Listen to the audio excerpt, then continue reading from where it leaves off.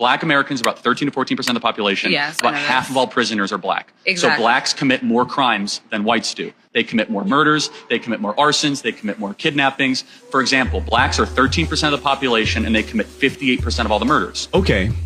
Let's talk about it. These are obviously racist claims, but I will respond to them as if Charlie Kirk were a reasonable person. Black Americans are about 13 to 14% of the population. Yes, about half of all prisoners are black. Wrong. Just 38% of America's prison population is black. That's according to the U.S. government. But it makes you wonder why Charlie feels the need to add an additional 12% to the black prison population. Could it be because his bigoted talking points only work if he exaggerates them? If Charlie were actually looking for the race that makes up half the prison population in the U.S., he'd look no further than white people at 57%. Exactly. So blacks commit more crimes than whites do. Wrong. The word "so" is doing a lot of heavy lifting in that sentence. So blacks commit more crimes. He's saying "so" as in therefore, as in one could conclude, but Charlie knows he's lying. Even if he hadn't just lied about the black prison population, Charlie is smart enough to know that correlation does not equal causation, but he's hoping that you don't know that. So he deploys the word "so" to make you think he's coming to an obvious conclusion. Exactly. So blacks Instead, he's making an illogical racist leap. Charlie knows that we don't have usable data about who commits crimes. It's impossible to have that data since so many crimes go both unreported and or unsolved. Charlie knows that we only have data about arrests and convictions. I'll come back to that data in a moment. What's painfully obvious is that Charlie Kirk isn't interested in understanding the statistics he so carelessly misquotes. He's interested in making bad faith arguments. Something that becomes even more obvious in his next point. blacks are 13% of the population and they commit 58% of all the murders. Wrong again, and